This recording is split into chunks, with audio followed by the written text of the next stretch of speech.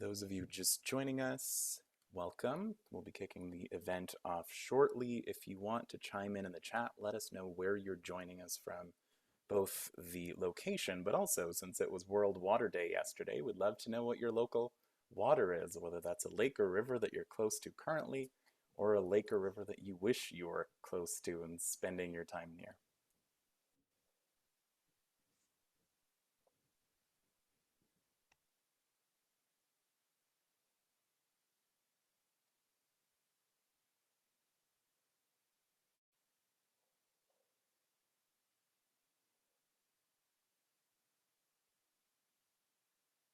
All right, we've got the slow trickle of folks coming in. I'm going to get started with an introduction since not everyone needs to hear that piece. And of course, we'll get to the main part of the event, which is the presentations from our companies that are joining us today from both Canada and Netherlands. So welcome everyone joining us today to the Canada-Netherlands Water Technology Matchmaking event.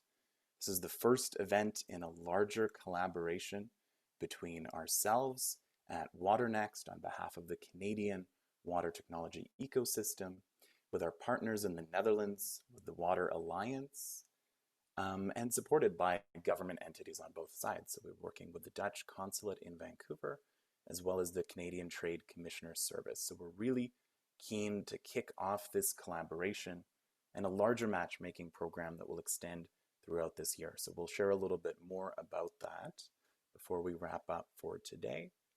And then we'll have a chance, based on your feedback from today's event, to really craft what this collaboration looks like over the coming year. So my name is Alan Shapiro. I am the director of waterNEXT, which is Canada's Water Technology Network, run as an initiative of Foresight Cleantech Accelerator. And before I introduce the organization in a little bit more detail, I'd love to first acknowledge that I'm joining you from the traditional unceded territories of the Musqueam, Squamish, and Tsleil-Waututh peoples in Vancouver, Canada. As we think about World Water Day yesterday and the waters that we associate with as our local waters, in Canada, it's important for us to think as well about who the traditional stewards of those local waters are, as well as the water issues that many Indigenous Canadians continue to face today. Now, Lee is our magical organizer behind the scenes. She's got a couple poll questions for all of you. So Lee, if you want to launch those. Love to get a little bit of a better sense of folks' backgrounds joining us today. And then in the meantime, I'm going to walk through today's agenda. So we've got a short introduction and some opening remarks from both the Canadian and the Dutch side. We've got 4 companies speaking today, sharing a little bit about their technologies, about their use cases, and about partnership opportunities that they're looking for in either Canada or the Netherlands. We've got 2 Canadian companies, 2 Dutch companies, along 2 themes, digitalization and decentralization, which are of interest to both of our countries. I'm going to do a quick introduction for my organization and then hand it over to Henk Snoeken to introduce on behalf of the Netherlands. So Foresight is Canada's clean technology accelerator. We're a national not-for-profit, and we work with a range of stakeholders, including industry, government, investors, academia, and of course our core stakeholder group, the innovators themselves. We do that through a number of different programs.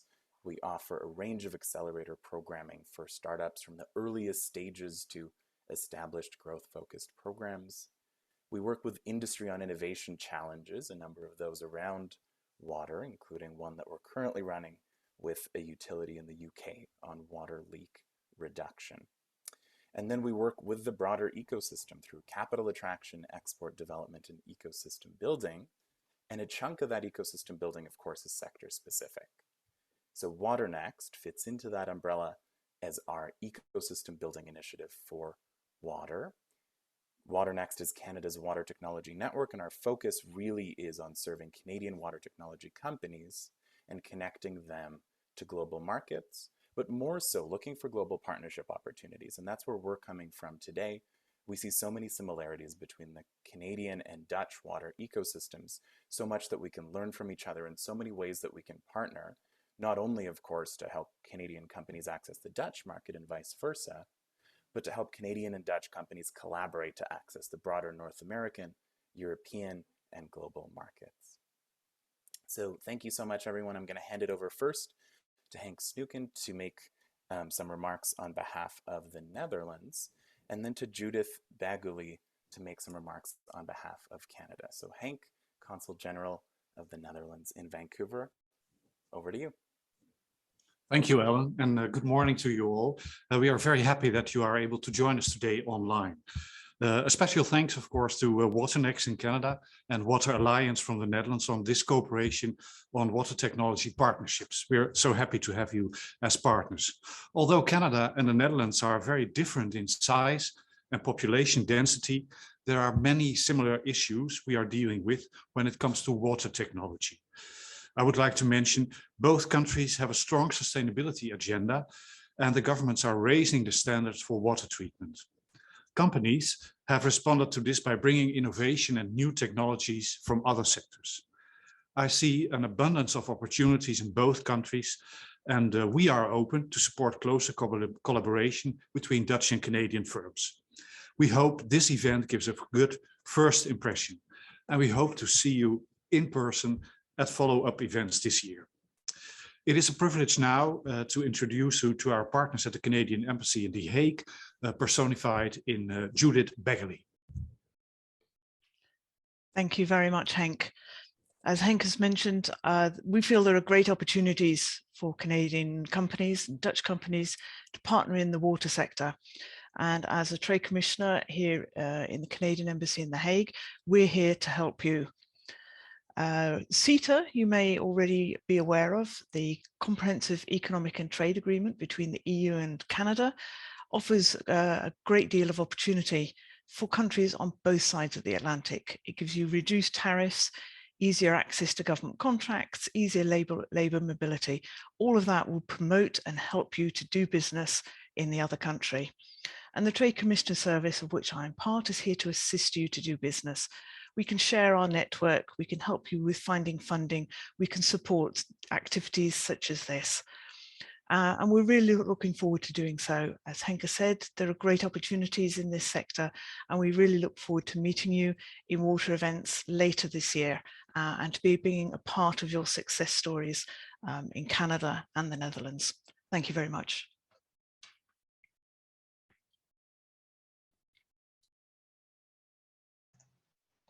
Good morning, everybody.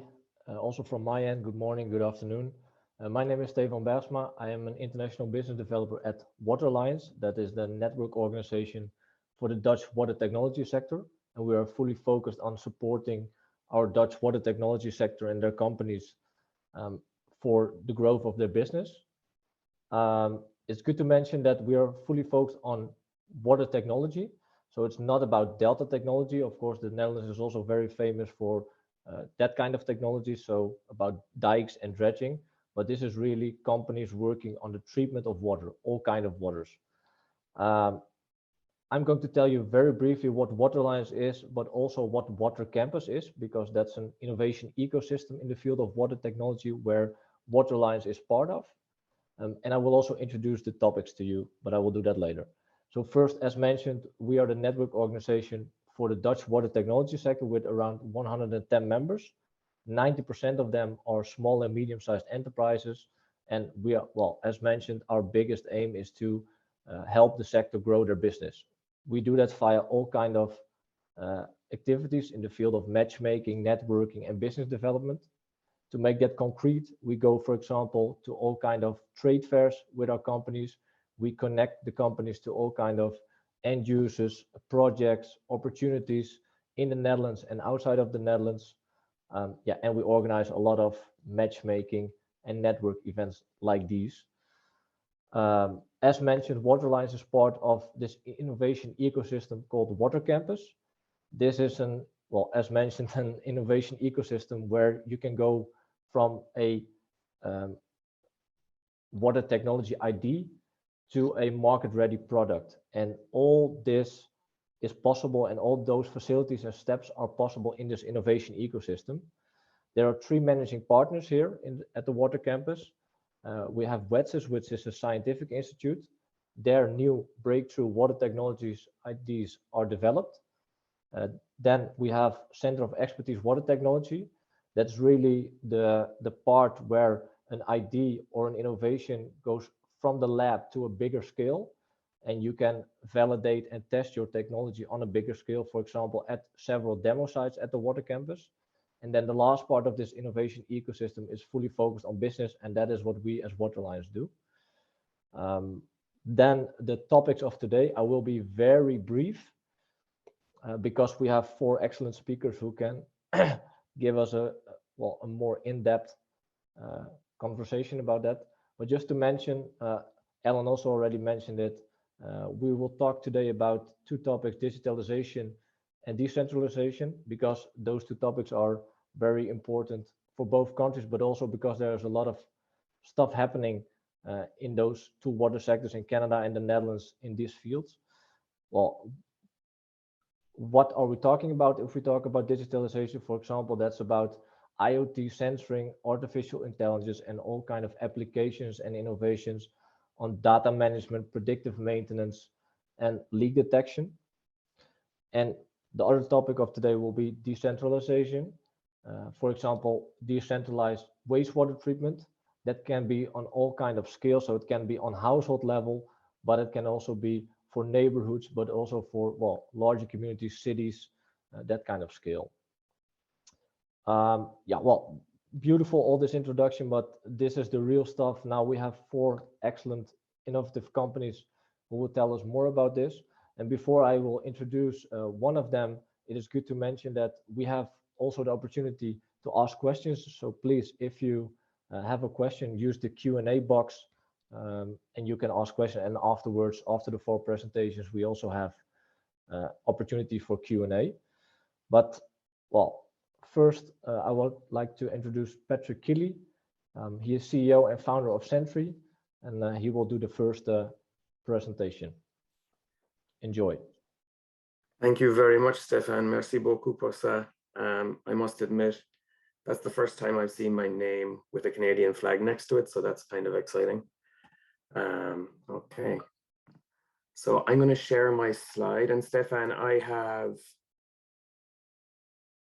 is this it? Yeah, I have 10 minutes. Yes, that's correct. Perfect. Okay. Okay, just let me know. Has that gone full screen for everyone? That looks great. Perfect. Thank you. Okay. Thanks, folks. Okay, so Patrick Kiely, CEO of Sentry. We're headquartered in Prince Edward Island, and we have people based across Canada.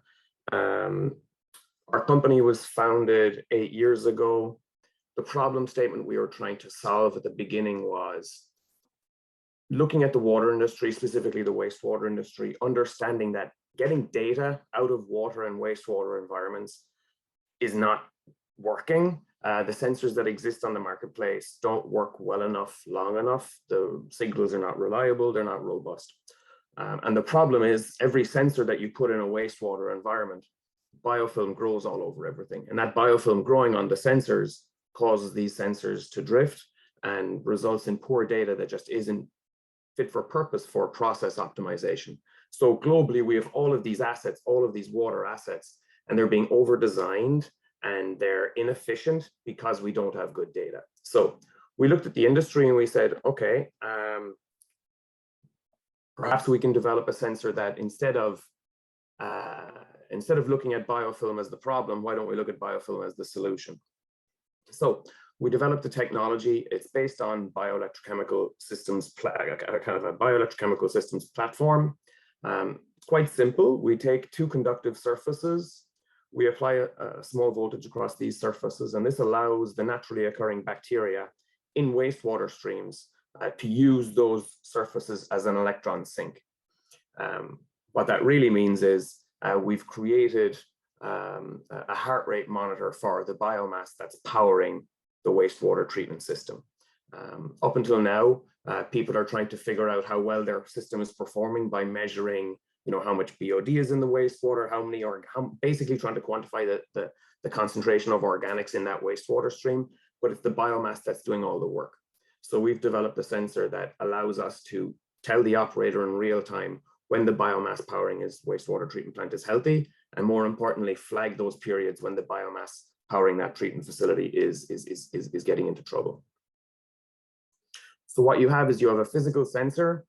It doesn't require cleaning. It doesn't require chemical addition or calibrants. It's simply a flat surface that just goes into the wastewater stream. So you can imagine this sensor is being placed at the front of the wastewater treatment facility. It's working, the biomass is growing on these surfaces. It's using those surfaces as its terminal electron acceptor. And assuming that the biomass is healthy and everything is fine, the operators don't receive any notifications. The moment something coming into that wastewater treatment facility, either it's organic overloading, perhaps you have an industrial client that's putting a big slug of additional waste down the drain, it would flag on the high end. So that's more food for the biomass. So it flags on the high end. The moment there's something toxic, or perhaps there's no food in the wastewater for whatever reason, as soon as that's coming into the wastewater stream on the front end, it flags on the low end. So in a very real sense, we're the always on alarm system and platform for your biological wastewater treatment system. If you don't hear from the sensor, if you don't hear from us, your treatment plant is going to work fine.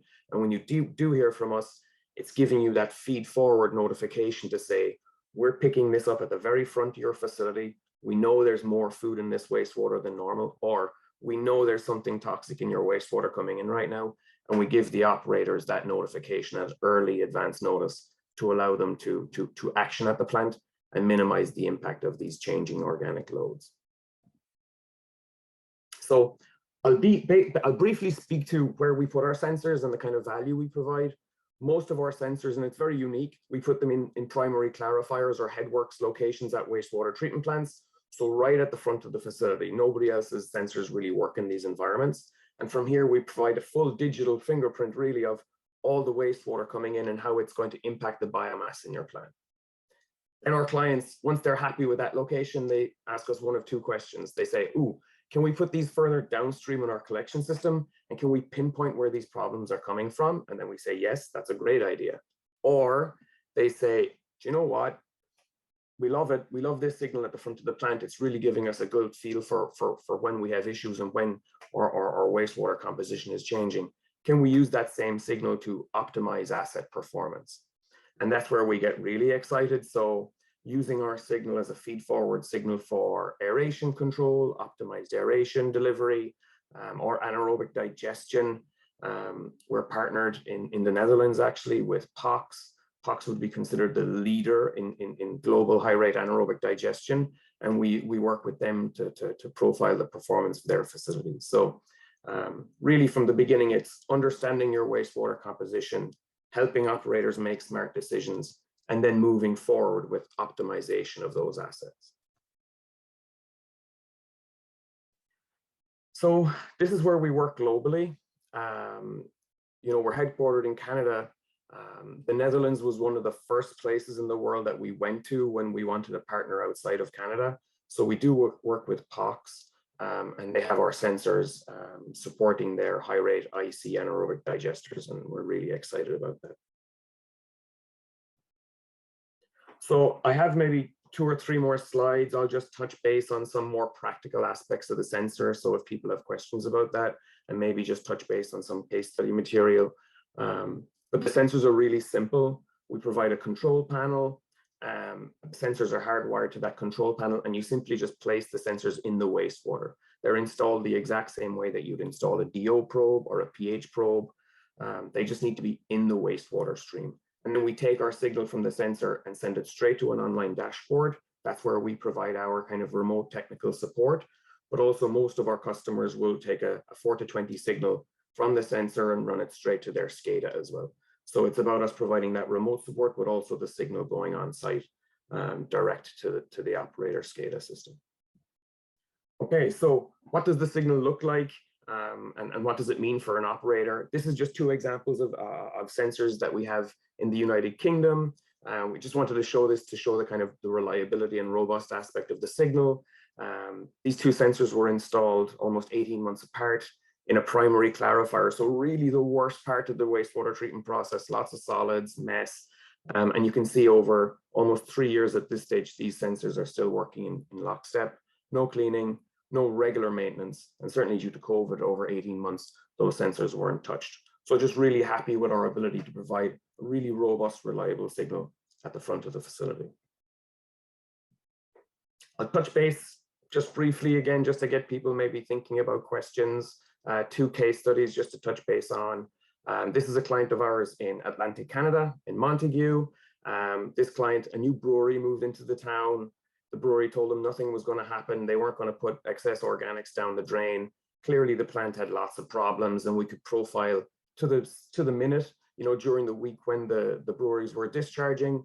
And we could also show the impact over a full year of how the breweries were really having a big impact on the town during the summer months. So again, it's all about data. It's all about understanding what's coming into your plant, when it's coming into your plant, and being able to make smart decisions.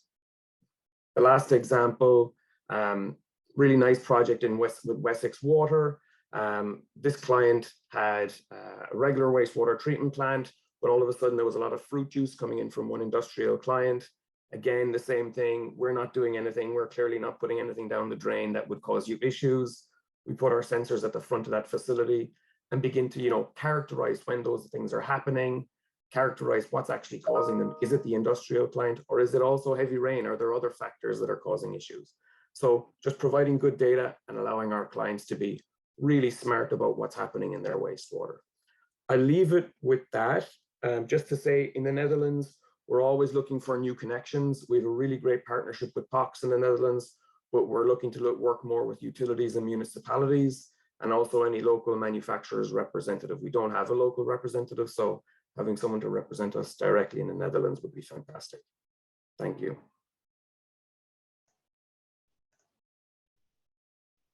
Patrick, thank you very much for your presentation, and also to keep it in time. So that's very valuable. We have more time for questions afterwards, so that's great. Then the second presenter on this topic will be Rogier de Groot from Samotics. And Rogier is a business development manager within Samotics with a focus on water utilities. Rogier, I would say the floor is yours. Yes, thank you very much, Stefan, for this introduction. I'm really looking forward to introduce Samotics to you all and explain in the couple of minutes we've got on what we do and how we can help specifically water utilities to become more efficient in their monitoring of their AC-driven assets, both on the asset health but also in the energy side. Yeah, I actually want to kick off with a larger insight and actually the problem we're seeing within water. So we're seeing, also based on an UK water research that has been done, that actually 65% of CO2 equivalent of emissions are actually related to electricity. And if we zoom in on this electricity, it's actually being used by AC-driven assets, like pumps, aerators, and more different assets that are active within water. And if we zoom in on these assets, we actually see that there are several critical problems with these AC-driven assets, like failing unexpectedly, being used inefficiently in operation, but also being selected inadequately. And this is all resulting in not only unplanned downtime, but also energy waste. And this is again leading to an increase in costs related to maintenance, but also energy bills, but also a negative environmental impact in the form of CO2 emissions and pollution events. And what we as Samotics actually do is we want to help these water utilities with eliminating this unplanned downtime and reducing their energy waste by specifically looking at the operation of these AC-driven assets. Not only the motor part, but also the underlying assets like the pumps, the aerators, screw pumps, blowers, etc. Our service is called SAM4, and in a nutshell, we're using AI-driven algorithms to provide deeper insights on the operation of these AC-driven assets. We're a Dutch firm. We're based in Leiden, which is between Rotterdam and Amsterdam. At the moment, we're at 65 FTEs and servicing 120 plus customers globally. So not only in the Netherlands, but we have a global footprint. And for these clients, we're monitoring thousands of AC-driven assets in the field. And we also have global reach via several partnerships, amongst others, Schneider Electric. And if I then zoom in on the types of clients we're working with, there's a lot of UK water clients also in here, and I'm actually very keen to also work with Canadian water utilities. But today I want to zoom in on specifically the use cases we have in the water in UK. Zooming in on the applications we're actually monitoring the fields, you can think about different processes from more the wastewater side, so sewage network or wastewater treatment, but also on the clean water side, both the production and the distribution. There's several assets mentioned here that we are monitoring. A large majority is related to submerged assets, which are difficult to monitor with other types of technology than we have in-house, which is called ESA, electrical signature analysis. And that's something I first want to explain to let you also understand on what the technology actually is that we're using as Samotics. Zooming in the technology, ESA, it's actually the analysis of the current and voltage sine waves that are leading on the three-phase wires towards the electric-driven motor and underlying rotating equipment. And this current and voltage is actually very rich data, and it provides a lot of information, amongst others, on the condition of the asset, but also on the performance and energy consumption.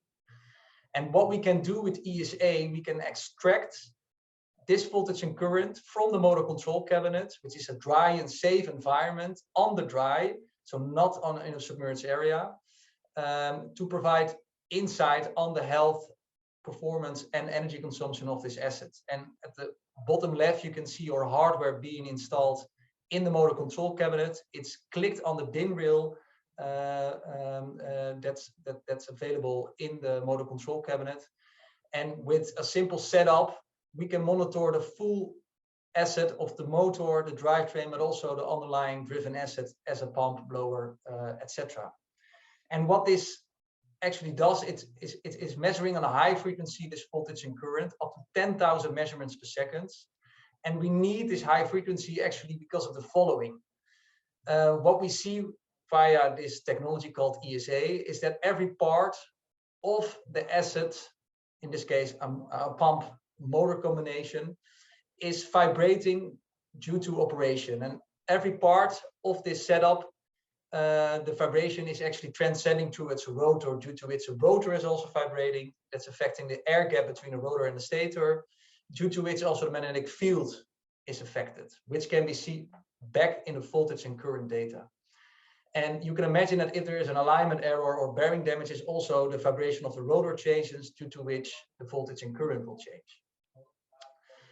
What we accordingly do with this voltage and current data, we actually transform that into a frequency spectrum, as you can see on the right, and we're tracking and tracing this healthy pattern of this asset over time. And if there's any changes in this pattern, we've learned or algorithms to actually determine what that change in pattern means. So for example, you see here a frequency spectrum, a black line, which is higher on a specific hertz. This is actually, according to our algorithms, which we've trained since 2015, the fingerprint of cavitation that is taking place on this asset. And what we've learned our algorithms to detect is a full set of different failure modes. And that's both, as you can see here, it's quite elaborate, but it's both on the electrical side and mechanical side.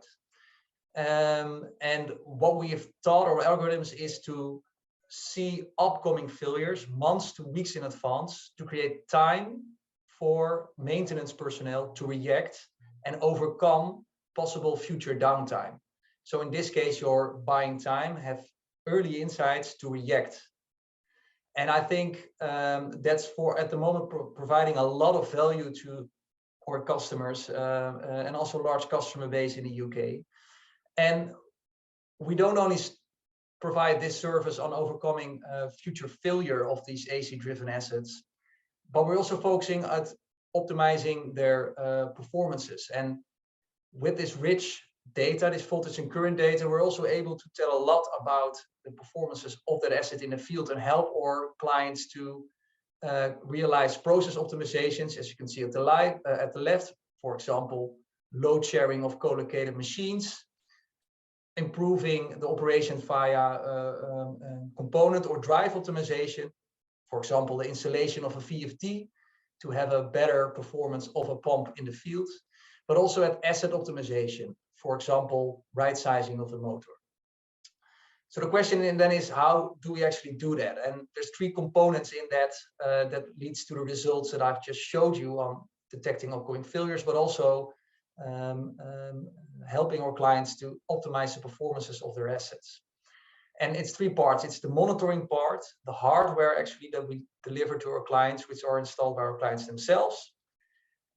It's the detection part, which is really the core of our technology. It's the algorithms that perform 24/7 and they detect these electrical and mechanical failures and spot any energy saving opportunities.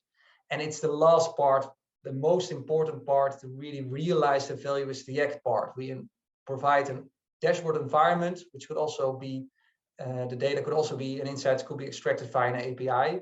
And we have a continuous direct connection and communication with our clients to help our clients also realize the actions that we actually are providing them with. So I want to deep dive a little bit more on the actions and the track record and the use case that we actually have. And I've selected several to discuss. And first I want to focus on the asset health. And as you can see here, I've selected three types of assets. So it's the submerged sewage pump, the number one. I will deep dive on it a little bit deeper in the next slide. It's a screw pump and an aeration rotor. And what we actually see is that the failure of these assets lead to high costs related to downtime, but also to possible pollution events. And if we zoom in on this submerged sewage pump, we actually are able to detect upcoming failures, while other technologies like vibration analysis isn't able to detect these upcoming failures because we are simply installed in a motor control cabinet instead of on the asset itself. And in this specific case, we're installed in wastewater street pumps.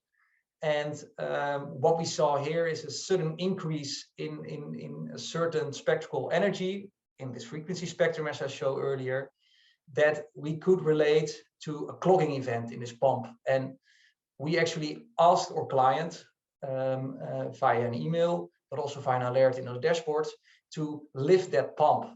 And what they actually found, which they couldn't see by just listening or detecting the pump itself because it's submerged, that the pump was actually coming loose from the discharge pipe, and thereby causing a partial clogging. But also, if this would have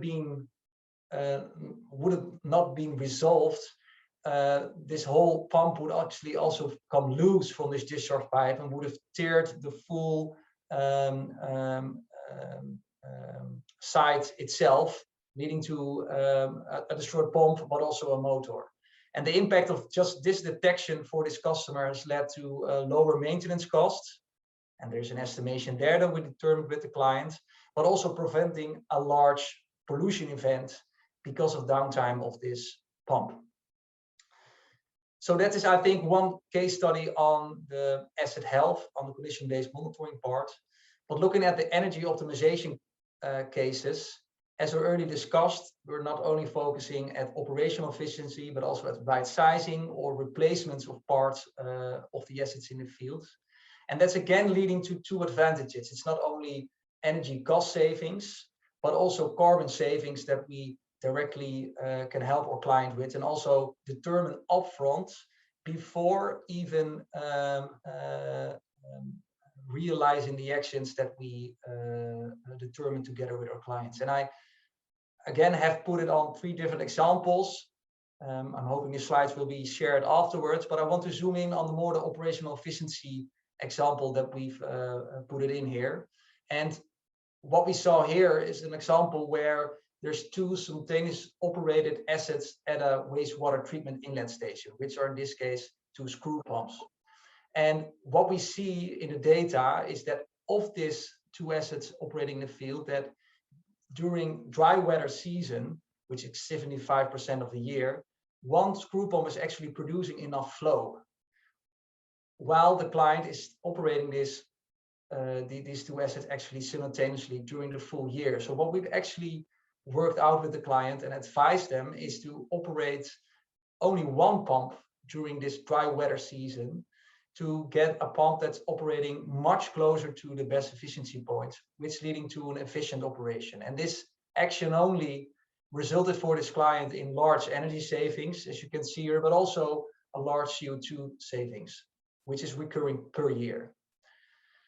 So these are some cases that I just want to show you on what our technology can do and what our service can do. And what I'm actually asking for is for an opportunity to work also with Canadian water utilities who are either in clean water, wastewater, in the treatment or distribution, and who really want to work with reducing the downtime, increasing operational efficiency, but also reduce this carbon footprint of their AC-driven assets. And if I look at assets that are of interest for us and of interest for clients, as we work with clients in amongst others, UK, we see that there's good business cases, for example, the submerged pumps, blowers, aerators, screw pumps. So I'm really curious to hear after this session if there's any Canadian water utilities or service providers to Canadian water utilities that want to cooperate with us to overcome this unplanned downtime, but also energy waste on their AC-driven assets that are currently operating out there in the field. I want to leave it like this. There's my contact here at the end. So if you ever want to contact me, I'm very curious to follow up with you. And thank you very much for this time to present. Rogier, thank you very much for your presentation. And well, this is the end actually of the first part and the first topic. So we will now go on with the second topic, decentralization. But first, a kind reminder, we don't see a lot of questions yet in the Q&A. So please be so kind, if you have a question, use the Q&A box and ask your question there, and then we can answer them.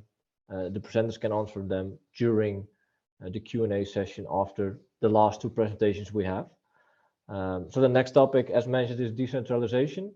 And we have, again, 2 excellent presenters on this topic. And first up is Karen Schuett from Livestock Water Recycling, and she is the co-founder and CEO of Livestock Water Recycling.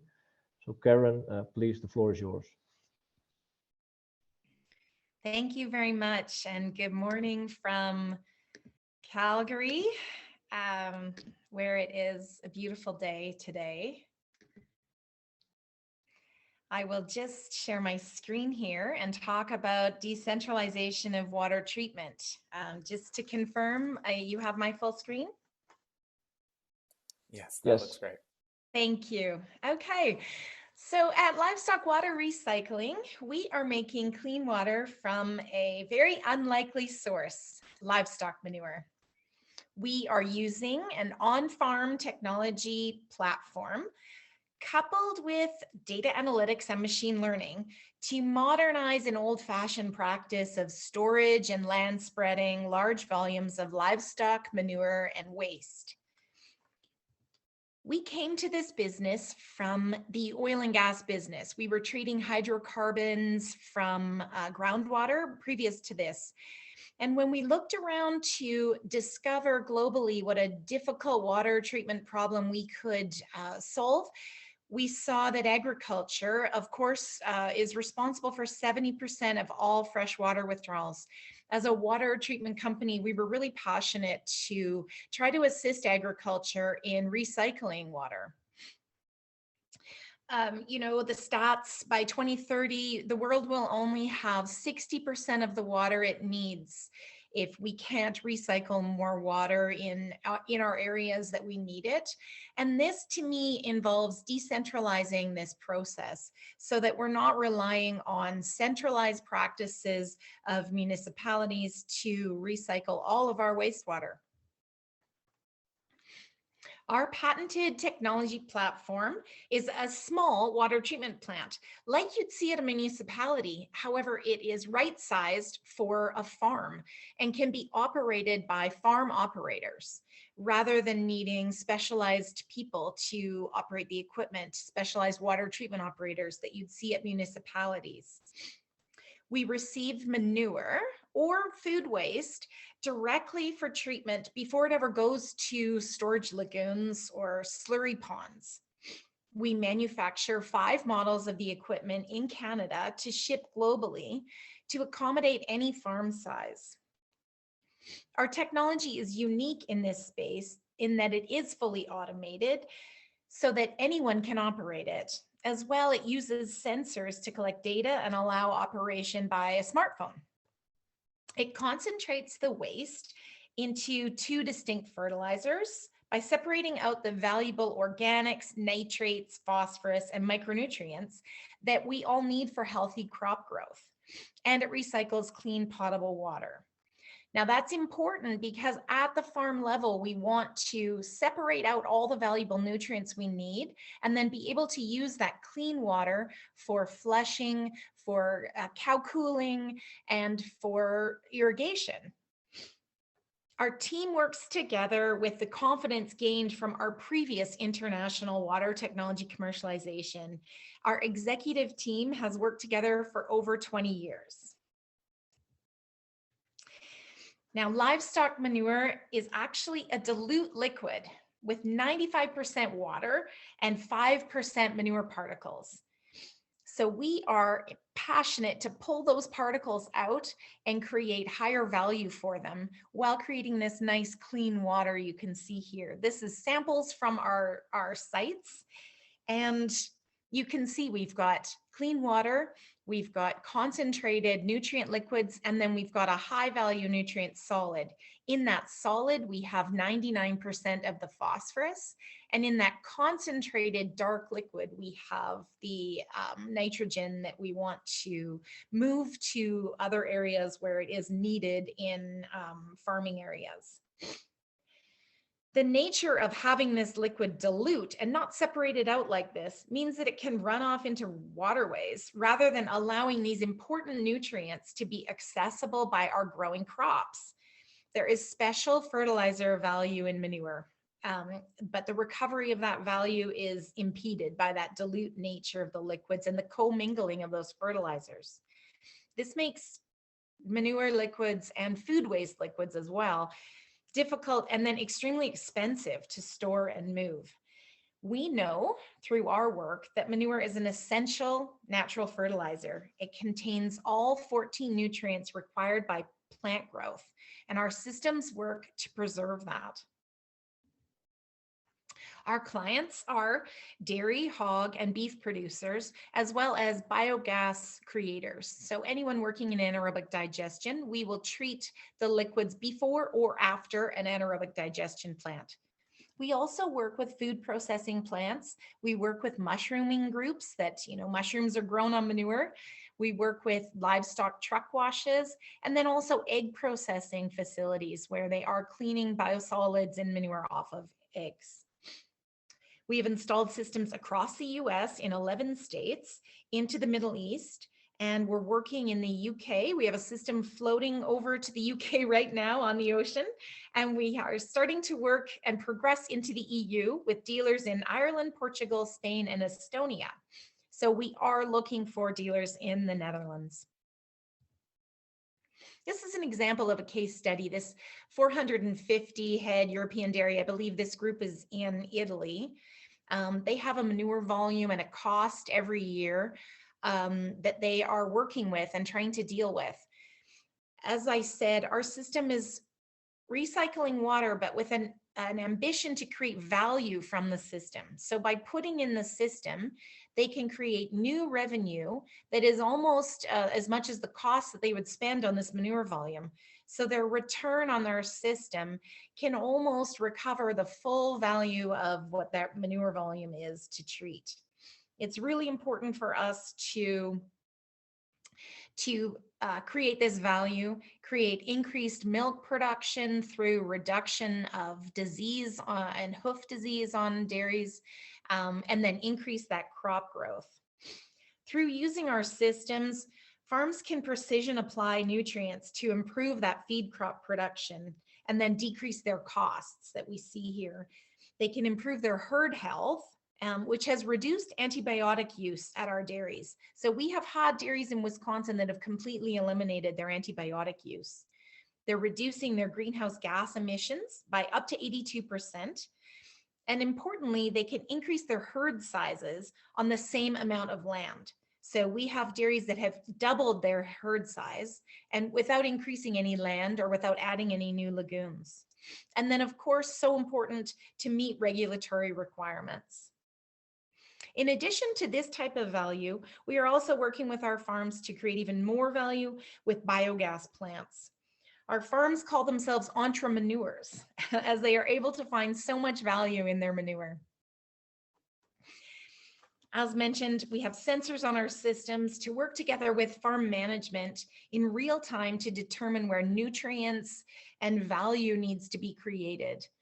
Manure participates in the digital farming revolution with our MyPlant app that provides real-time information on, manure volumes, nutrient requirements for the farm, nutrient uptake by the system. We can also work in collaboration, as I mentioned, with anaerobic digesters for biogas creation or for beneficial soil regeneration. Depending on what the farm needs, they can decide based on the digital data that we create from our systems. For biogas creation, we can work with various types and sizes of farms. We can bring together multiple farms to work at a central hub. So treating a decentralized waste stream and then bringing only the volatile solids to the biogas producers can result in double the biogas output at those local digesters. And then we can treat digestate after the biogas creation to result in clean water at those locations and then nutrients as well. So we like to say we work on both sides of the biogas creation systems. And again, just mentioning that we're looking for partners in the area, in the Netherlands, especially those involved in biogas creation. The EU leads the world in biogas creation. And this is why we are so assertively looking for partners in this space. Cleaning water before and after those digesters can be groundbreaking for these applications. And we want to source this way, where we can see the leaders are doing this work. The world demand for animal-derived protein will double by 2050. The herd sizes need to increase, and then so will the manure. This represents a significant global opportunity where Canada and Europe will lead the supply globally of protein. Our value proposition assists farmers in growing to meet that demand while creating more sustainable and profitable businesses and regenerating their soils. There's tremendous opportunity in this space where there's both private funds and government green recovery funding. And we are looking to do this while addressing 10 of the UN Sustainable Development Goals. We are on track this year with our systems to treat over 1 billion gallons of manure annually and looking to grow that to 1 trillion gallons. Thank you very much. Please contact me for any further questions or partnership opportunities.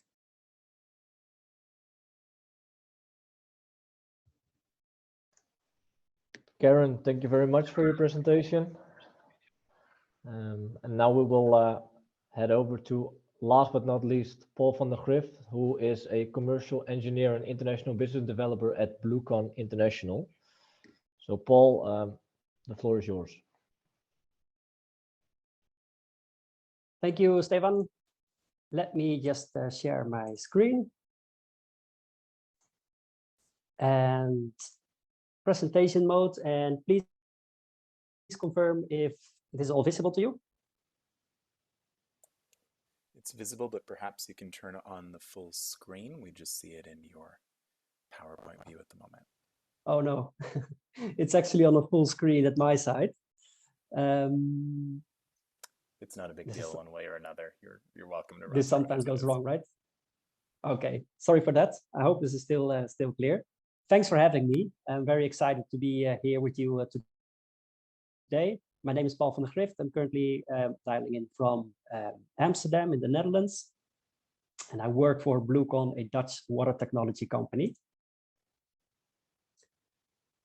Basically, Bluecon, to introduce you to the company, it's a Dutch water technology company founded in 2016 to tackle one of the biggest challenges in wastewater management.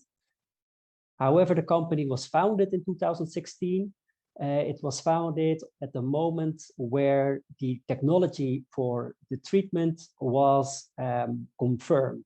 So actually already in 2009, the start was made by developing new treatment technology. And finally in 2016, when this proved to be, well, Bluecon's answer, and the company was founded. The company's goal is actually to provide a unit or a tool, so to speak, for smaller towns, villages, and communities to basically give them the ability to convert their own wastewater into reusable water.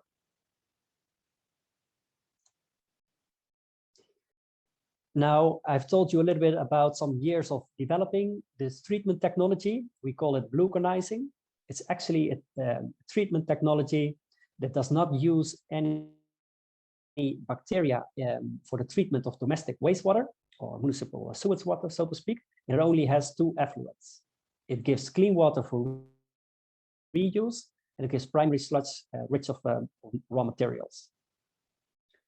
And what is this technology then all about? It's actually just a few treatment steps and using a technology that itself already exists for probably like 100 years, in which the first 4 steps are always standard, and then the next steps of 5 and 6 are actually customized to the local needs. So what we do in this treatment technology, we destabilize the water on a molecular level by adding a coagulant, which has as an effect that flux are created that contain the contamination, as we all know it, is COD, BOD, STT, etc. What then happens after coagulation and by adding a flocculation is that those flocks are starting to stick together. They form a large chunk and they start to float, which makes it easy for us to remove it in the flotation unit. Just to make sure that no flocks are passing through the clean water phase, we filter the water by a very simple mechanical filtration, after which the water is disinfected, and if needed, nitrogen is removed even further, and if needed, COD or BOD are removed further. Now, this has everything to do with what the reuse of the water is. Today, currently, 90% of our customers actually want to convert their municipal sewage water into irrigation water.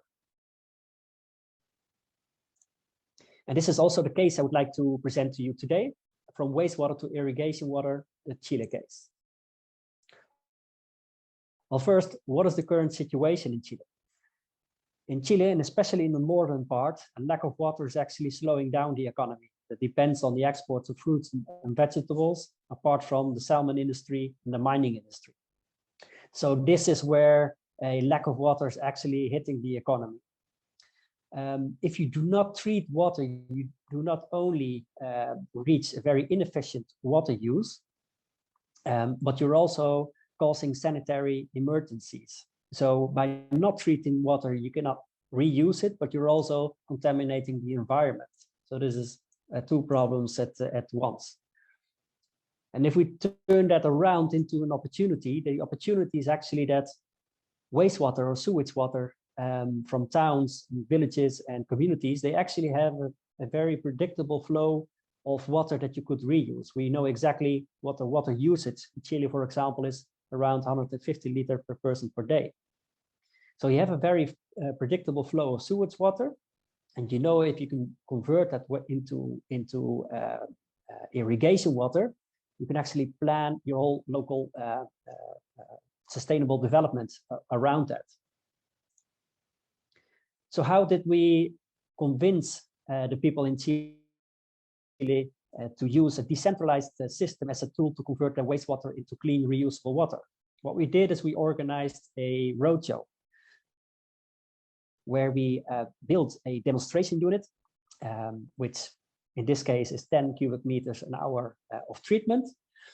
And we visited 4 different places in Chile, 4 different regions in Chile, from the southern green Patagonia to the northern very dry desert area, where we showed to towns, municipality, water companies, and also local authorities the effects of treating water up to a clean, reusable level, to just try to make them imagine what you could actually do with that water in that same local town.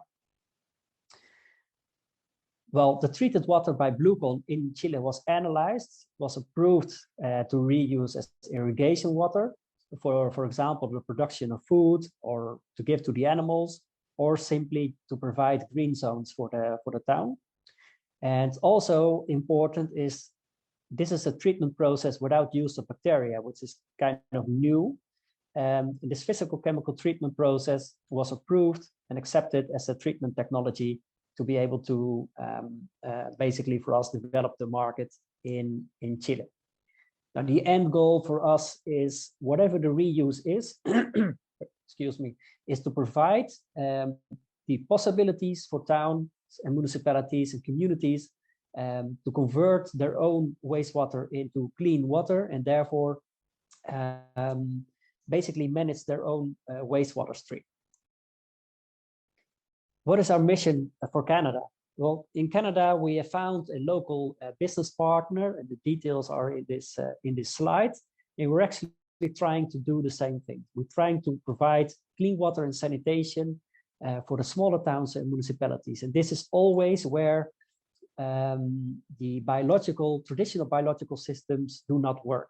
We all know that in the large cities, traditional biological systems, they work very well, they're very efficient because we have expert operators being present, we have large volumes of water to be treated, and there's definitely some time to react in case the composition of the water changes, as we've also seen in previous presentations. However, if you downgrade a large biological treatment plant into a very small size, they actually become very vulnerable to changes in temperature, but also changes in composition in water, or some chemicals into the water, or even petrol, which sometimes happens to be discharged illegally, or for example, the local matadero in Chile, which is your local, how do you say, meat producers. They also sometimes discharge into the sewage water. Now, small biological plants cannot cope with all these changes. So at Bluecon, we are convinced that also for Canada, the solution for the treatment and reuse of wastewater for smaller towns and communities, let's say from 0 up to 10,000 inhabitants, is really in a physical chemical treatment technology. Now we have built a special portable demonstration unit for the Canadian market, which is about to leave in 7 days from the harbor in Rotterdam to British Columbia, which means that in a few weeks' time, we have both a partner as well as the technology available in Canada to provide demonstrations at sites where there is an urgent problem, for example, with the existing treatment plants. So obviously, with our partner here, Canster Solutions, we are our goal is to develop the Canadian market to provide this alternative way of treatment and reusing water. So you can contact them directly, or you could also, if you're interested or you would like to know more about this, contact me directly. For now, I would like to thank you for your attention, and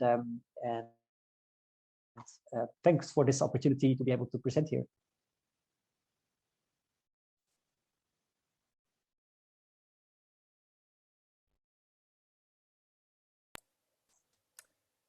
Thank you so much, Paul, and thank you so much to the other speakers as well. I know we've got about 10 minutes where we can sneak a few questions in. Lee, perhaps, yeah, we can change our view so we can see all of our speakers and panelists. And, I see a little bit of a conversation in the chat around regulations, but there's one question that I threw in that perhaps we can kick things off with, and we'd love to see any other questions that folks in the audience have, which is, how have you gone about identifying potential end users and partners in your Canada-Netherlands target market? So I heard from a couple of the companies that you've already got partners. I've heard from other companies that you've already got work in these markets. And I've heard from other companies that they've had to adapt to regulations in these markets. So I'm curious how you've got about gone about doing that for your particular technology. Whoever wants to go first. No real order. I'll just kick off and talk about regulatory information, and then also we have been working with our wonderful Canadian Trade Commissioners to help us get connections into the markets that we're looking in, and most importantly, the Netherlands, because it's such an important market for us. We have developed a relationship with a mentor in the area that is helping us connect, whether it best be connect direct to farms or to the biogas creators, so that we can figure out what the best access to market is, or where the best value creation can come from. In Canada and the US, we are dealing with energy companies mostly buying our equipment right now, where they are creating renewable natural gas and need water treatment as part of their gas creation. So we have an interesting market where, you know, energy producers are looking to install these systems on farms, and they fund the equipment to go on farms. So it's interesting for farms to connect with energy markets like this. So, you know, as we look to access the market, we have different channels that we're looking at. And then as well, what we have done is a full-scale investigation of the regulatory environment in the country and then in the EU as a whole, just to evaluate and make sure that we can meet or exceed all of those regulations.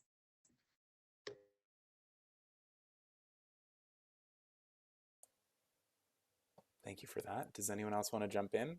Pat, what about that partnership that you mentioned with Yes. Yeah, I can say maybe, Karen, your roadmap is a fantastic one that we have to follow. We worked almost opportunistically, I think, through some of my connections with smart people at POX and just presenting our technology and just getting them excited about it, and then rolling our sensor product out with them over a number of years.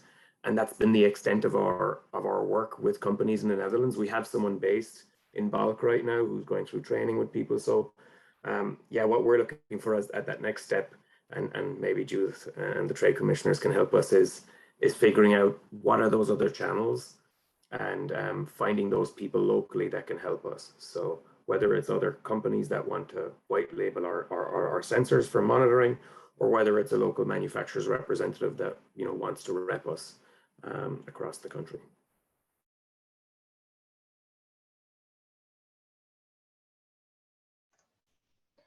Maybe, Alan, I also see another question in the Q&A.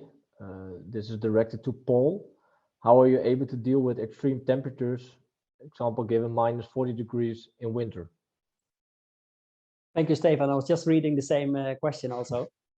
And I'm happy also to share that that Hank from Cancer Solution is also in this chat. And this is actually one of the reasons we are also working with local partners. They know the local conditions. They know the customers, they know the challenges, and they know how to convert that to, in our case, a Bluecon solution. Now, of course, in Canada, the extreme weather conditions is one of the things they are facing, like the extreme weather conditions currently in Chile as well, where we're moving from Patagonia to the desert area. And actually, to just answer that question, is that from a design perspective, we took into consideration that our unit needs to be able to treat the water under all conditions. So it has isolation in it, and it has actually a heating system in it, as well as a ventilation system, etc. The key to be able to operate in rural areas is really a robust system that is easy to operate without a technical expert, and that actually works under all conditions. So for us, this has been the starting point from the design of this particular unit. But of course, we need to prove this, which is why we're very enthusiastic to be able to have designed and built and send over now a demonstration unit to our partner, which is going to do exactly that. Thanks, Paul. I think we've got time for just a couple more questions, and I'd like to reframe the comment that Danny threw in the chat there, which is a great point that you know, the Canadian municipal market is quite a challenging one to navigate based on risk tolerance, based on sort of just perspectives on innovation in general. So for those of you who have had some success working in the Canadian municipal space, is there any particular partnerships, is there any particular learnings that you can share with the Dutch companies in the room? I can maybe share a little, if that helps.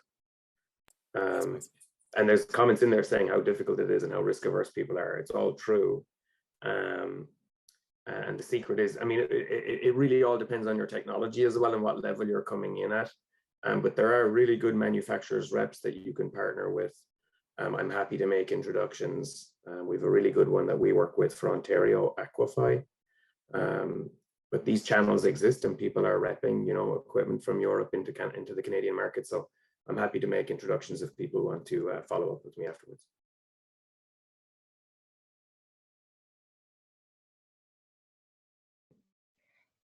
And yeah, I'll just mention in there as well that we see a lot of European biogas systems coming into the Canadian market. So definitely there is acceptance of leading European technology coming into the Canadian market. You know, we see big corporations buying digesters exclusively from the European market. So there is a definite acceptance here and need for that. And then on the flip side, there was a comment a little bit earlier on around, you know, water boards are key contacts in the Netherlands as opposed to just the municipalities themselves. Are the Dutch companies in the room able to comment a little bit? Or we've got Martin and Hank and Stefan here a little bit on navigating that Dutch utility ecosystem for Canadian companies. Yes, perhaps I'm pretty sure that Stefan knows more about it, and perhaps maybe also Rogier. But it is true, the wastewater, Holland is not a market for Bluecon, but I live in the Netherlands. And water boards are responsible for the treatment and discharge of clean water back to nature, so to speak, of municipal wastewater.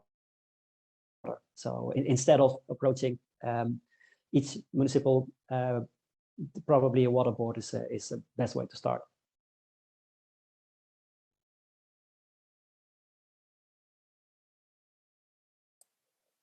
And maybe to add on that point, I think it also does not really, well, it's very different from the Canadian side. So also the water boards in the Netherlands are, well, a lot of the time risk averse and also not always, well, very, yeah, open for new innovations. So I think that's one of the characteristics of a lot of utilities around the world. But of course, there are some who are, let's say, a little bit more open to it, but I think we have that in every country. If I can jump in with a closing thought there, and then we'll hand it over to Martin from the Dutch Consulate to wrap things up. But the Canadian and the Dutch ecosystems both sort of are uniquely innovation-based ecosystems. We see so many technologies coming out of these ecosystems, and interesting to hear from both the Canadians and the Dutch companies in the room that often they're not working in their own country, they're working exporting. And so we see a lot of companies using Canada as an entry point to the North American market. I'm expecting that that is the same for the Netherlands and the EU market. And so looking at how do these entry points open up larger opportunities than the markets they represent themselves. So thank you so much to each of the companies for giving us that deep dive and perspective into your work. And we're going to hand it over to the Dutch Consulate for some closing thoughts. Thank you so much, Alan. And thank you all for joining us today.